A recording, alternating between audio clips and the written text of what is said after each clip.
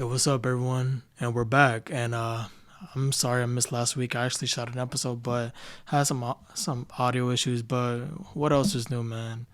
Technology. But anyways, so I'm on the road, so it means I'll be shooting a solo episode. A little bit awkward, a little bit weird, but you know what? Let's just have some fun. Let's relax. We're in a nice little setup, nice little environment. So, but let's just hop right in. So, we have all heard of the Beatles, right? I'm sure we have. One of the biggest bands ever. And one of the members, which I'm sure you've heard of, and you'll learn in a minute, had an accident. I believe it was in '66, and it was believed that he actually died. And the the management or the band held they hired it's a rumor that they hired a lookalike, in order to make more money and not mess up the flow of it all. They're making money there all over the world. They're huge. But let's watch a little video real quick.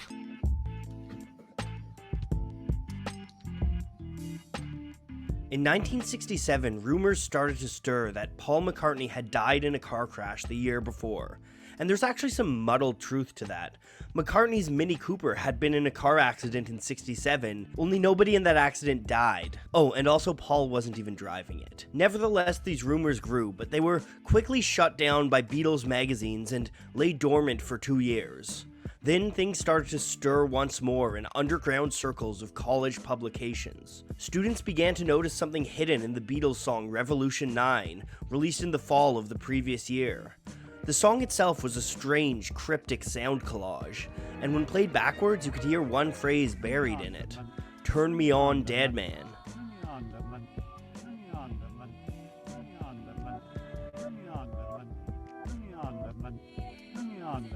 Between this and the rumors from a few years earlier, college students began to put two and two together. Paul McCartney was dead, and the Beatles were leaving cryptic messages to their fans to point them to the truth. These rumors went from college gossip to national news on October 12, 1969.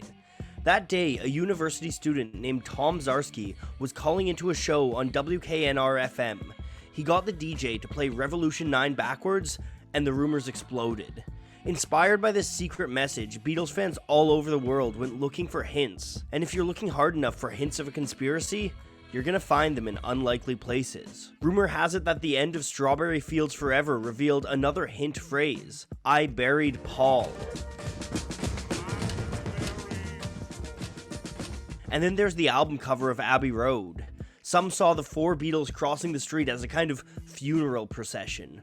John was the preacher in white, Ringo the undertaker in black, and George the gravedigger. And even more damning, 3 of the Beatles were wearing shoes, but Paul McCartney was barefoot and out of stride with the rest. Then there's the clues all over Sgt. Pepper's Lonely Hearts Club Band. People saw a patch on McCartney's shoulder that supposedly read OPD, which stood for Officially Pronounced Dead. Then, of course, there's the lyrics to A Day in the Life, which tell the story of a man dying in a car accident.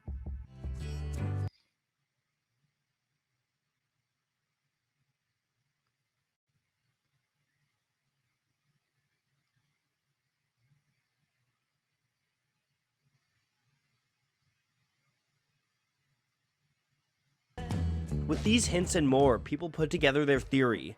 McCartney had died on an October morning in 1966. However, the Beatles wanted to continue working and making money, so they replaced him with an imposter by the name of Billy Shears.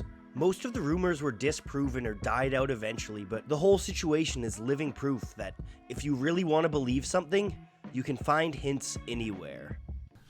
That was bizarre, isn't it? Who knows? I'm not saying it really happened, but it's a rumor, but it's what we do here in Made in New York. And I'm not sure if you've heard of what's her name, like playing music backwards. I believe it's backmasking or something like that. But it's really ominous. So the recent one that we've all heard of, I'm sure, is the Black Album, Jay-Z. How there was in one of his songs, I'm not sure which one, maybe Lucifer. I don't even like saying that, but one of his songs was actually played in reverse, and he said like "Hail Satan" or something like that. It's really, I don't even know. Like if we play more songs backwards, I'm sure we'll hear way more messages. But like back in the 70s, the 60s and 70s, it was huge. Like lots of artists were like hiding messages in music. And yeah, it might not all be real. It might also like be like playing around, but you never know, because some of them had some really dark messages where it's just like whoa, what's happening here. But it's not a surprise now, because look at all the music now, like of any genre is all demonic. I mean, you've heard everyone saying, "Oh, it's not real. They're just playing around. They're just like like playing on us." Who people like us who always like mention and say it's demonic. But all right, whatever y'all say. But anyways, I got more for y'all. Let's move on. Man, I just saw a clip of Anne Hedge. I'm not sure if y'all heard of her, but Anne Hedge was with Ellen like many years back, and she had an accident in 2022, I believe, and she died. But the clip of her was like the ambulance or something holding her in the gurney, and like she sort of wrapped up. It's almost like, whoa, is that a body? And like she randomly just gets up, like unwraps out of there. And that was bizarre, I ain't gonna lie. I'm not sure what happened like right afterwards, but she ended up dying. But anyways, let's hop right in. I got something that's really interesting for y'all. Shouts out Radio Rental for this, because it's, if you haven't heard of it, it's a great show. There's a great listen for sure. So, have any of you heard of an au pair? I believe is how you say it. Au pair. But anyways, if you haven't heard of it, it's like a nanny, but it's not like a local nanny. It's a nanny you hire like from Europe, South America, abroad. So that's how it works. And in this episode, it was a young lady. She's not even 20 years old, I believe. Let's just say her name is Michelle. So Michelle doesn't have much money, and she really, she's from Sweden, I believe, and she wants to explore the world. And she heard about something online about like a nanny position, and she's looking up on sites, and the reputable sites usually has like a fee, and she had no money, so that wasn't really an option for her. So she saw a random site that was actually free, but that's a red flag, because it's a free site, and you just end up somewhere in the world. I don't know about all that. But anyways, on the site, she matched with some woman in England named Elizabeth, and they're like zooming for like a few weeks. It was another software, but let's just use Zoom for now. And Lizzie was she was really nice, always using names like like sweetheart and honey and everything, and just Michelle is not really like you saw that, so she likes it, and it's really a match. But she is being hired to be a nanny, so she's like, so Michelle says, hey, Elizabeth, where are your son and your daughter? She's like, oh, they're just usually busy and whatnot. She's like, oh yeah, but I think I should see them and say hi, if I'm gonna be watching over them and whatnot, and get to know them. She's like, oh yeah, for sure, maybe later on this week. So the next week, she's like, hey, I haven't seen them yet. Are they home? Are they busy? Oh yeah, I'll just let you here's their numbers, you can ring them up and say hello. All right, so Michelle dials them, no answer. She's like, hey, no one answers. She's like, oh yeah, they're usually busy. In my head, that's another red flag, but it is what it is. So she ends up hiring Michelle, right?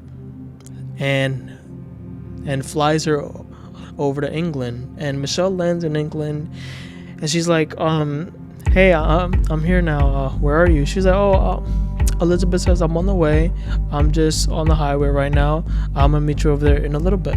She's like, all right. And she says, oh, what are you wearing? I'm in all black and I'm wearing a brown bag. She's like, all right. So Michelle has everything, and she heads on outside.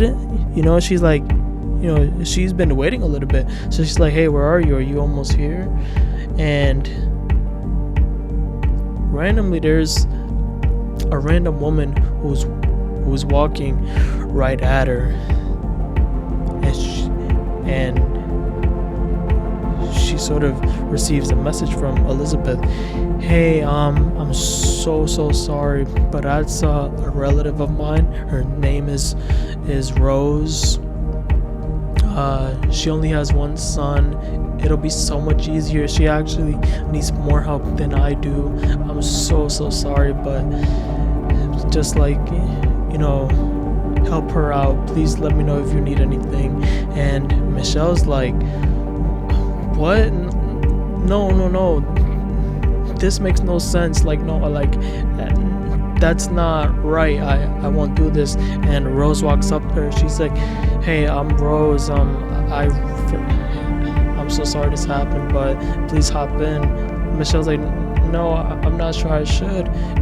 She's young, she's naive. What I'm saying? It's obviously red flags, but it's always easier in our situation as listeners, as the audience members, to say, oh, if it was me, I wouldn't have. Yeah, but it's not always such an easy decision in the moment. But anyways, Michelle's like, no, I really shouldn't. And she ends up hopping in the whip, and as soon as she hops in, she's like, no, okay, I'm sorry, please let me on. Rose like, oh, but this isn't this is not a loading zone. If I let you out here, I might be fine. Is it alright if we just head up on the road, and I'll just I'll just leave you somewhere else? And she's like, alright, sure. So they help on the road a little bit, and Rose isn't really letting her out. She's saying are you sure? Please, it'll be super simple. I only have one son. It's etc, etc. And Michelle is pleading her. She's like, no, please let me out. And she's so worried. Her heart is racing, and she's looking all around for just a way out. And she's pleading her over and over. And Rose, eventually heads over to a hangar, an airplane hangar, and Michelle hops out, rings up her mom, and she's like, hey, this is what's happening, please, it's a weird situation. it's some other lady who says I should help her out. Like it's not the one who hired me, and like her mom is obviously worried for her and just like is really afraid. She's like, okay, here's what you like have her or whatever. Like she is helping her solve it. So she ends up hanging up and just she hops in the whip and she's like, Rose, like please, just I'm gonna fly home. Like please, just I don't want to do this. Please drop me off. And Rose like, all right. And in a route, Rose is like, okay, but I'm at the mall. Is it right if you just shop with me? Like, are you sure? Are you sure? Like, bruh, I'm sure. I've been saying this over and over. Like, yes, like it's. I'm not happy. Like, this is not happening. So she ends up, it ends up being alright. Michelle ends up being safe. She dropped her off. And I'm happy she made it because this is all real, by the way. But it's happening all over the world. It's happening all over the US. And I don't know. It's really sickening what is happening. Like what would have happened if she went with Rose to her house. She might have been sold or something. You never know. But it's really bizarre and it's crazy. And it makes me nervous. Like even like imagining me in that situation. But if it's me in that situation, I'm not even. As soon as she says, "Oh, this is her and her," I'm like, "Oh yeah, no, yeah, we out of here." I'm sorry. But anyways, yeah, that's all I have for y'all, and I hope you enjoyed. Peace out.